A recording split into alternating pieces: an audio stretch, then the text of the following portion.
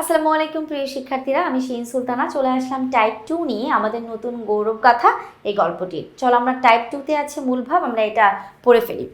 Type 2 তে যেটা আছে, যেগুলো আমাদের গল্পে বলা আছে সেগুলো আমরা এখন এই মুহূর্তে আলোচনা করব। আসছে ফাগুনে আমরা কি হব? দ্বিগুণ হব, 3 গুণ হব, 4 গুণ হব বা 5 গুণ হব? উত্তর হচ্ছে দ্বিগুণ হব। এবার আমরা যাব হচ্ছে 17তে। 24-এর অভ্যুত্থানের সময় বাংলায় কোন ঋতু ছিল?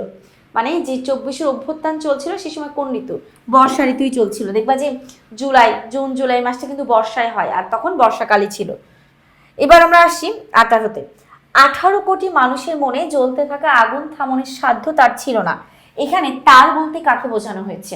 উত্তর হচ্ছে বর্ষার কারণে, তখন যেহেতু বর্ষা ঋতু চলছিল, বর্ষা ঋতুতে মানুষ থেমে থাকবে না। মানুষের মধ্যে যে রাগ ক্ষোভ, সেটা বর্ষাতে থেমে থাকার কোনো কারণ নাই। উত্তর 2।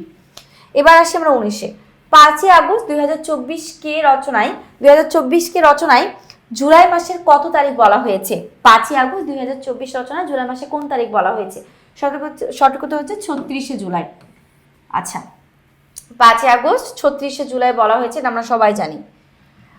এবার আসি হচ্ছে আমরা 20। আমাদের নতুন গৌরব গাথা প্রবন্ধে বাংলাদেশের ক্যালেন্ডার কোন মাসে এসে থেমে গিয়েছিল?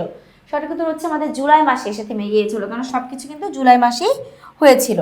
এবার আসি 21-এ। 2024 সালে বাংলাদেশের ক্যালেন্ডার জুলাই থেকে গিয়েছিল কেন? জুলাই থেকে কেন গিয়েছিল? একটা হচ্ছে কোন মাসে ক্যালেন্ডার থেমে গিয়েছে, জুলাই মাসে কেন থেমে গিয়েছিল সেটা আসছে আন্দোলনের কারণে। ভূমিকম্পের কারণে না, আবহাওয়ার কারণে না, বন্যার কারণে না, শুধুমাত্র ছাত্র সমাজের আন্দোলনের কারণে। এবার আসি আমরা 22-এ। 22 নম্বর প্রশ্ন দেখো। 24-এর অভ্যুত্থানের সময় সারা দুনিয়ার মানুষ আকাঙ্ক্ষা আর উদ্বেগ নিয়ে তাকিয়েছিল সিরিয়ার দিকে, ফিলিস্তিনের দিকে, ভারতের দিকে, বাংলাদেশের দিকে। উত্তর হচ্ছে বাংলাদেশের দিকে তাকিয়েছিল।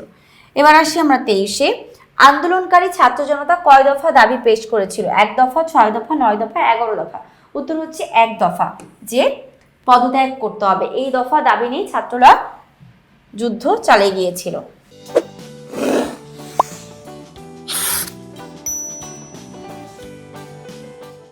এবার আমরা যাব 24-এ। সারা বাংলাদেশের মানুষ কি ঘেরাও করতে ঢাকায় ছুটেছিল? বঙ্গভবন, তারপর হচ্ছে সচিবালয়, নগর ভবন বা গণভবন? তো হচ্ছে গণভবন। 24-এর 4। 25 নম্বর। কোথায় সরকারের কোনো নিয়ন্ত্রণ ছিল না? বাজারের উপর, সেনাবাহিনীর উপর, নিজ দলের উপর, পুলিশ বাহিনীর উপর? উত্তর হচ্ছে বাজারের উপর, কোনো ধরনের তার নিয়ন্ত্রণ ছিল না। উত্তর ক।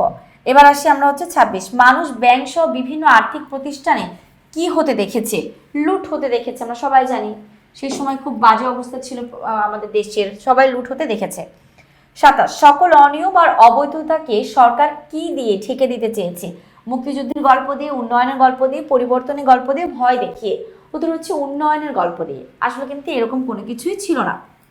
এবার আমরা দেখবো হচ্ছে 28। আন্দোলনের সময় সবাই সবাইকে বুঝতে কি তৈরি হয়েছিল? নতুন ফেসবুক পেজ, নতুন অ্যাপ, নতুন ভাষা, বিশেষ সংকেত?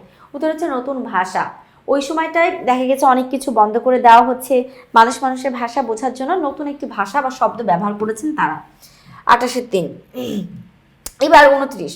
জুলাই গণ অভ্যুত্থানে কাদের ডাকে সবাই অংশ নিয়েছিল? কোনো রাজনৈতিক দলের ডাকে, কয়েকটি দলের জোটের ডাকে, শিক্ষার্থীদের ডাকে, সুশীল সমাজের ডাকে? উত্তর হচ্ছে 3। 30 নম্বর প্রশ্নে আছে, স্বাধীনতার কত দশক পরেও আমরা গণতান্ত্রিক ও জনবান্ধব রাষ্ট্র করতে পারিনি? 2 দশক, 3 দশক, 4 দশক, 5 দশক? উত্তর হবে 5 দশক। তো এইভাবে আমরা দেখো আমাদের যেই টাইপ 2-তে মূল ভাব ছিল, মানে আমাদের নতুন গৌরব গাথা, এই গল্পের যে অংশগুলো ছিল সেগুলো আমরা সম্পূর্ণ ভালোভাবে আলোচনা করলাম। আশা করি তোমরা সকলে বুঝতে পেরেছো। আজকে এই পর্যন্তই। পরবর্তী পর্ব নিয়ে খুব দ্রুতই হাজির হবো। আল্লাহ হাফিজ, আসসালামু আলাইকুম।